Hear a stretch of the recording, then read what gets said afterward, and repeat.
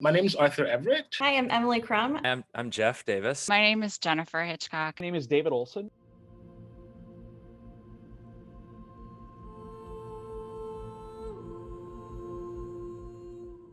I want to go back a little bit to 2016 because that was also a very divisive time. Our students were not all on the same page as to whether they were happy about the results or upset about the results. This president of 2020 will be the president of their young adult years, and they will be passing legislation that will be impacting my students in all shape and manner.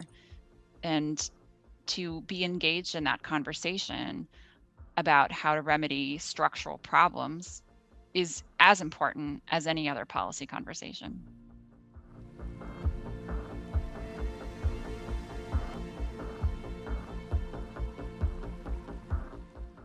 We have a large Latino population, and so there are feelings and opinions and ideas on both sides of that immigration issue. We have religious populations that are more conservatives in their beliefs around reproductive rights or around LGBT issues. There are all kinds of conversations around issues about that.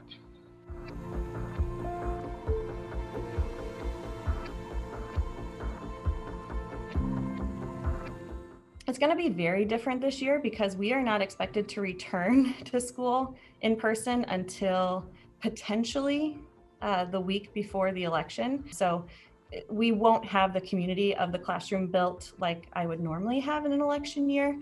And that's gonna make things a little bit more difficult. Emotions are going to be raw on both sides. I'm making a deliberate space to carve out and say, this is a space for you to ask questions about anything pertaining to the election, about anything pertaining to the debates, about, whatever might come across the board.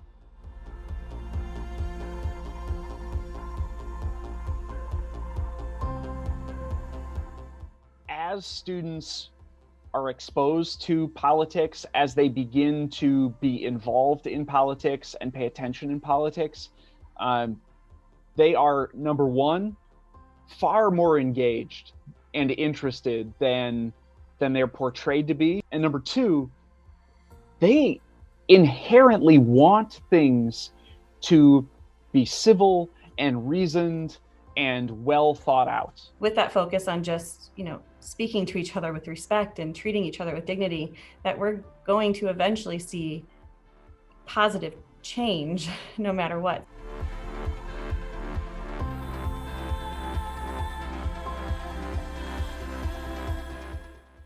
I think being in a remote teaching environment does definitely create challenges. The energy and vibrancy of that kind of conversation and that spirit of engagement is not there. We're not in the same room together, and we're not seeing each other's faces and playing off each other's emotions.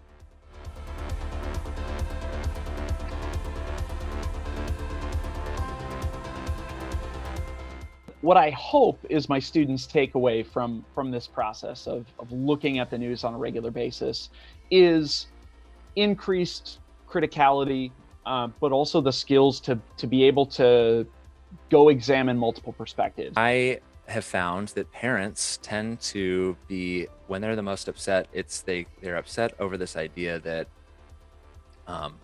kids are going to get radicalized in class, or they don't want their kids talking about LGBTQ issues, or they don't want to have their kids talking about Black BLM or Black Lives Matter.